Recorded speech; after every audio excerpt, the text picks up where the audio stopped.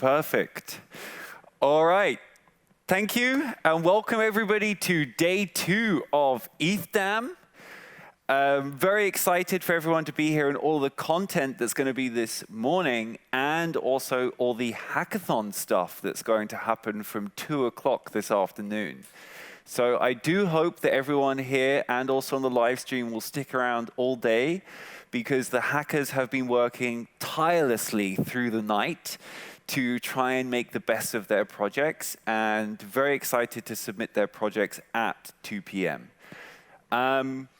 First up, we're going to be having an update on the state of DeFi, so we're very excited for that. So if we can all give a round of applause for our first keynote of the day.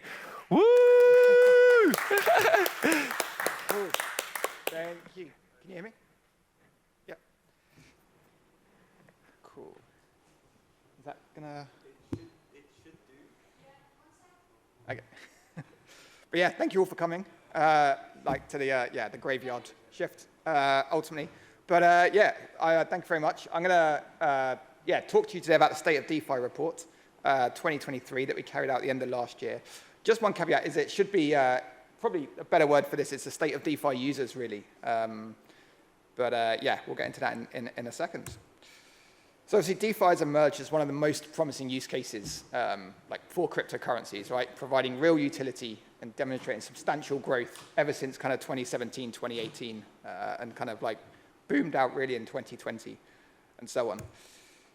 And we're all familiar with the kind of TVL kind of chart, right? Where we get super excited as soon as it hits new like all-time highs in TVL and so on, and then kind of comes back down again, we hit a bit of reality, and so on. But like most of the time, we're not always asking ourselves why, or like who's using it, or what are they actually doing with it, and so on. And that's what we're trying to do with the State of DeFi report.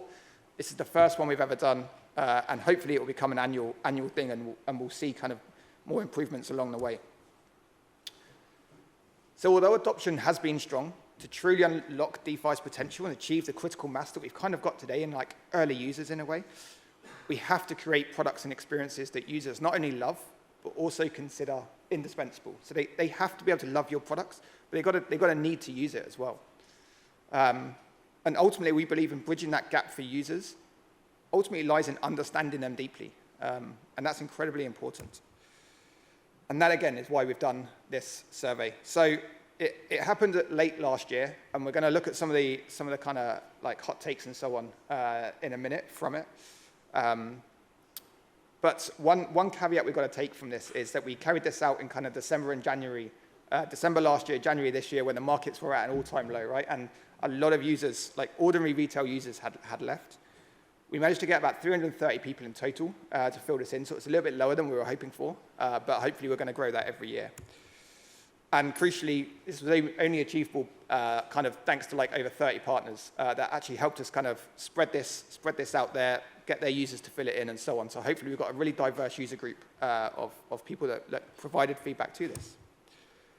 And we're going to touch today on just 17 highlights from the State of DeFi report. The full report actually contains over 100, and it's downloadable on the stateofdefi.org as of yesterday. Some of you may have seen as well that you've actually got the kind of little kind of booklets on your chairs.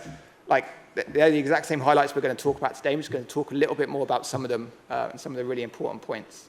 But yeah, 17 highlights. So where do we start? Really, it's a tale of 2 user profiles, and this was really kind of highlights the market that we had in December and January, really.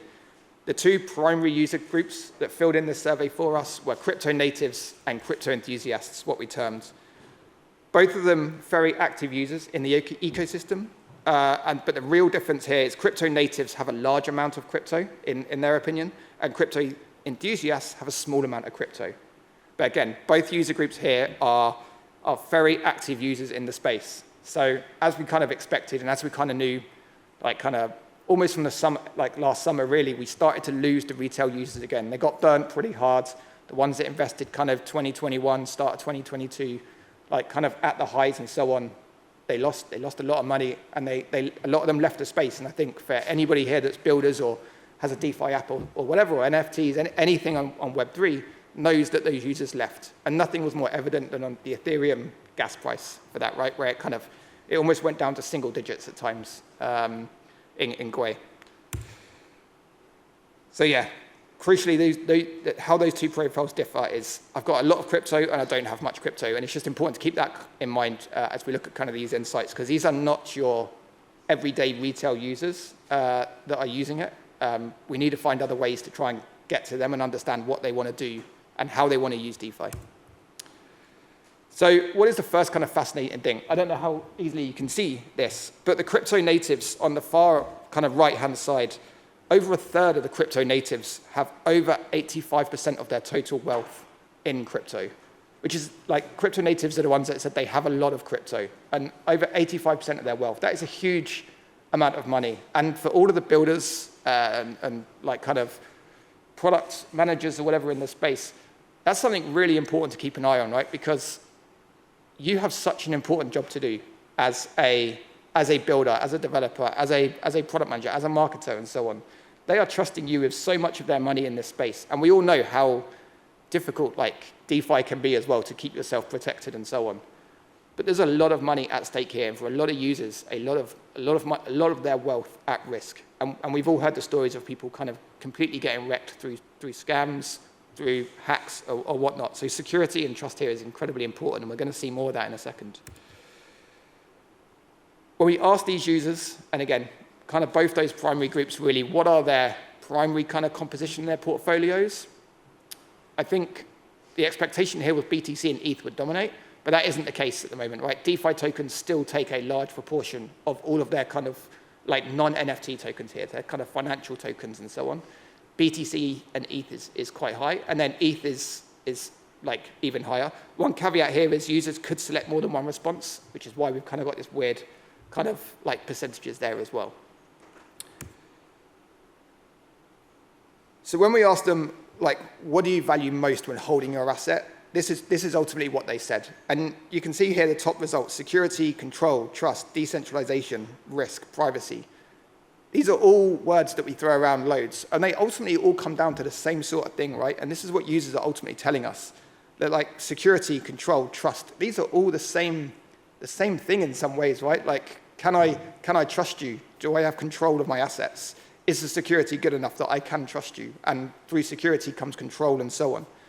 And also decentralization. We have a habit to dismiss decentralization in DeFi quite a lot, where we say nobody cares about decentralization, like nobody cares. And that might be right for like all of the future retail users coming in, but I don't think we're yet to actually know that for sure. We have a lot of assumptions, a lot of hypotheses, and so on.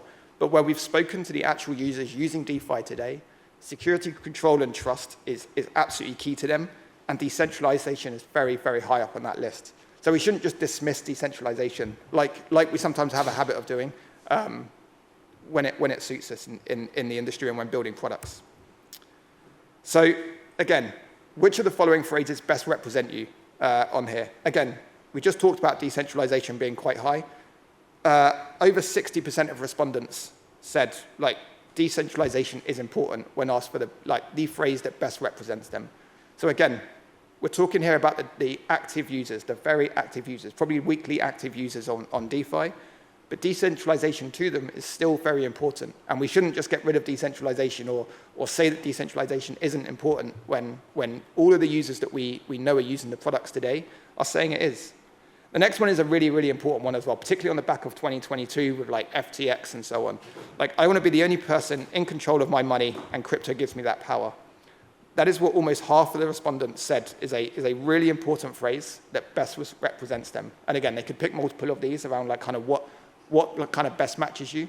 But this control, this like self-custody, like nature. Like we all say that like seed phrases are not scalable. Nobody really wants self-custody and so on. But it is what the current users of today want. And if we get rid of some of these things too quickly, kind of striving for mass adoption, we won't actually reach mass adoption because we will lose the first set of users that we've actually got and so on. So we've got to take kind of baby steps there. And obviously account abstraction and so on is going to help with that, and new ways for wallets and so on. How do you stay up to date most with DeFi? I think these are all pretty obvious ones, right? But again, this mainly is about sometimes saying, hey, this is what I think, and this is actually the evidence that we now have. One caveat for the Twitter one is obviously this was dispersed, like this report was shared on Twitter, probably the most out of all channels. So most people discovered this report on Twitter. So there's definitely here going to be a bias towards Twitter. But I don't think there's any surprises in this, right? But it's just reaffirming exactly what we think and what we expect from that. So Twitter, Discord, blogs and newsletters, podcasts, and then Telegram. One interesting bit is Reddit at 7% at the bottom. I think obviously in 2017, Reddit was probably the primary place for crypto, right? This is where everybody was sharing information, everybody kind of was. 2018, kind of Twitter started to take over on there. Now Twitter is the dominant force for kind of any crypto-related news, really. How did you first discover crypto, though? Like, this is another, like, kind of quite interesting one. So we've got 36% here found it on Twitter for the first time, but 20% of the people in all of the respondents said that they actually found DeFi or crypto for the first time through a friend. So word of mouth is incredibly important, and that's, again, where it comes down to the importance of looking after our users, giving them the best experience, and actually making sure that we build them products that they want to share, they want to, like, shout about, they want to show their friends on their phones or whatever. It's amazing when you kind of come to any of these conferences and stand outside, like in the networking areas and so on, and the amount of people that are showing each other their phones on their apps and so on. Now, obviously, we're predominantly all builders and so on, right, or like working on the projects, but we need our users to be able to do exactly the same thing, showing their friends and so on. Yeah, Reddit, YouTube, conferences and stuff down at 13%, but the two primary areas, Twitter and from a friend, and these are the ones we ultimately need to focus on. In the report, we asked them a lot as well, kind of what sort of DeFi platforms they use, what protocols they use, if they use any products on top of those protocols and so on. And we asked them, like, from the products they've selected and they use, what problems do they solve for most?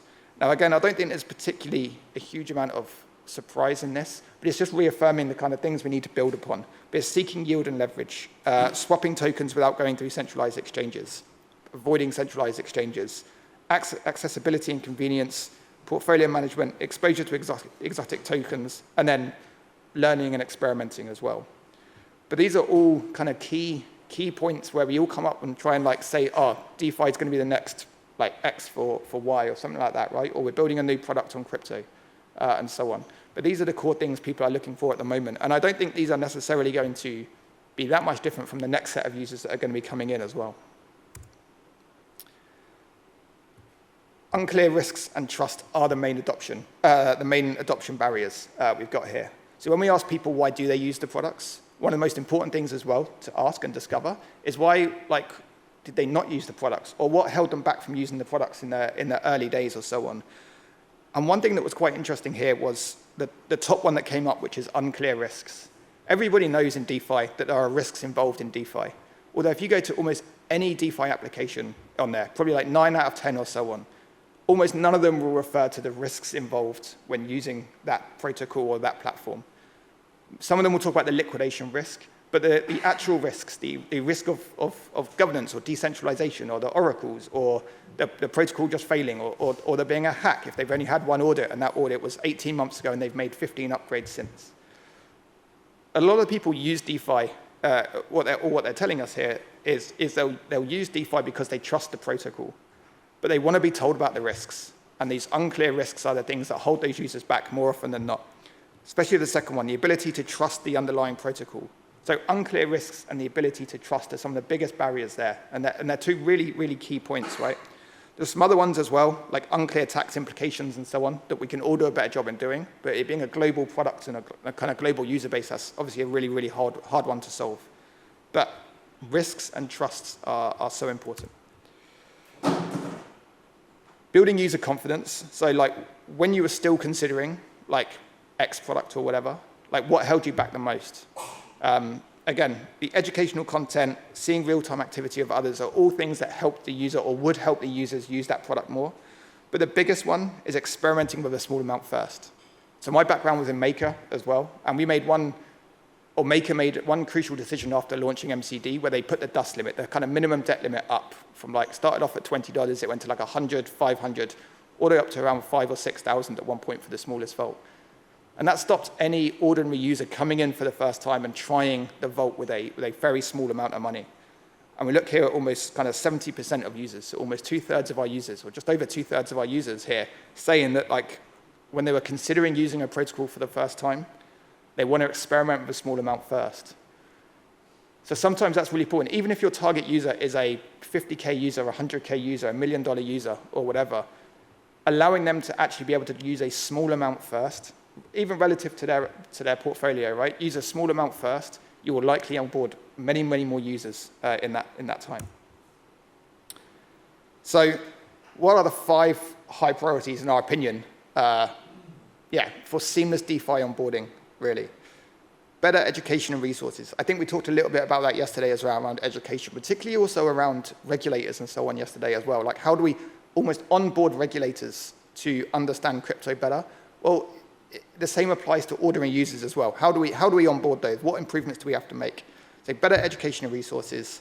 We need to improve the UX of crypto, right? The UX in crypto, it's always been kind of engineering first, which is entirely right. But now is the time to focus on user experience.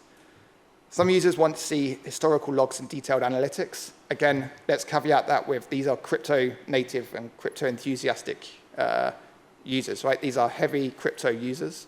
So does an ordinary retail user want to see historical logs and detailed analytics? Like, we'll need to understand that one a little bit more. Integration with fiat currencies, it is the only way to onboard users, obviously, from like kind of the majority of wealth that exists today into DeFi.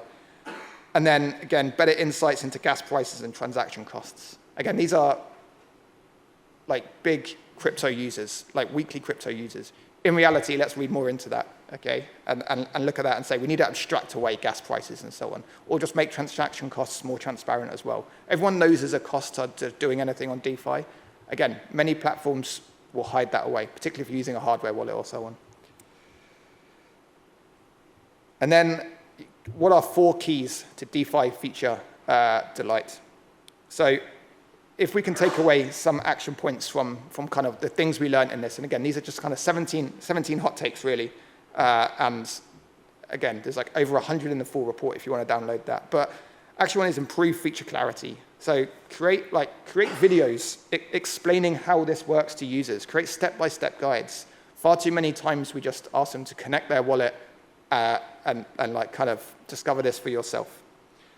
Increase risk transparency. So we talked on one of the earlier slides about how everybody knows there are risks in DeFi. Like it's like the most known thing, but nobody out there mentions or talks about the risks that are there to users. Any fintech app we use will say, like, this product, like you risk losing all your money in this product or whatever. Like, they have to put that on there from a regulation point of view. But we can also just take a first step and add risks to the platform as well, the UI. Like, we can inform users what are the risks, because they know there are risks. Like, let's just be transparent with that. We can boost user control, like allow users to tailor features to their needs. Again, far too many times, and we're getting much better over this over the last year or so, but we just expose the protocol in a UI. And we don't really build the features that let the user control exactly what they want to do or build the features for them. We say, hey, this is a feature on the smart contracts. Here's the button to interact with that feature. Let's boost that kind of control and customization to build them the features that they actually want. And then we can build confidence through data, like data-driven insights and so on. So kind of coming to the end now, but again, have you ever used an L2? Obviously, L2s have been a big a point, in particular over the last year. Gas prices are starting to pick up again, and L2s are kind of coming to the forefront of where users can use your products in a cheap way. And 93% of all of our users that we spoke to have used an L2. Again, these are not retail, predominantly not retail users. These are crypto, like active crypto users. So to be entirely expected, but L2s are being used.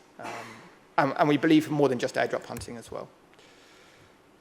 Because when we asked them, like, what are they hoping to achieve on L2s, and back in December, when they talked about what they couldn't achieve previously, again, on L2s, what they're looking for is complex DeFi strategies, basic swaps, borrowing and lending, sending and receiving. Everything you can do on layer 1 now, we don't need to reinvent the wheel. We just need to move it over to a more cost-efficient platform for users to be able to use it. And one final question at the very end of the survey, centered around game-changing features. And these answers, yielded this. So what do users, like, if you were given a wish for any game-changing feature in DeFi, what would it be? And again, these are active, like crypto active users, right? Weekly active users. So like, these are not the retail users. This isn't the solution to like onboarding 10 million users, but this is a solution to keeping your existing users happy, who will they'll tell their friends, speak about it at conferences, and get it more into the wider world. So it's automation, risk management, yield optimization, cross-chain functionality, tax optimization, unified front ends, and then security and infrastructure improvements. So this is kind of like almost like a cheat sheet in a way to say, what do we need to focus on as a community, as an industry right now? Like, this is the sort of things that people are asking for. So yeah, that was the 17 hot takes. I don't know why 17, if I'm honest with you, but 17 hot takes from the State of DeFi report. There's over 100 in the actual report. You can find it there. You can also find it at stateofdefi.org. And yeah, that kind of concludes it, really. We will be running this, hopefully, every single year. If you want to be a partner, you saw those 30 partners at the front. We would love to have more partners help us with this, ultimately just with distribution. It doesn't cost anything other than asking you to distribute it a handful of times throughout kind of 4 to 6 week period. And by being a partner, you'll also get access to all of the raw data as well. So all 30 kind of companies and partners up there will have access to all of the raw data to ultimately go through and create your own insights and findings.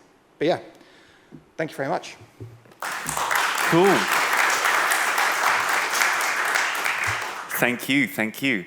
One very quick question is, you mentioned risk as a barrier to adoption and kind of mentioned risk disclosures. Do you have any ideas of what the actual implementation of that might look like? Yeah, I think it's just disclosing risks on the websites, on the products. Again, just even a section like, what are the risks with this product? So what risks come with it? Is it oracles?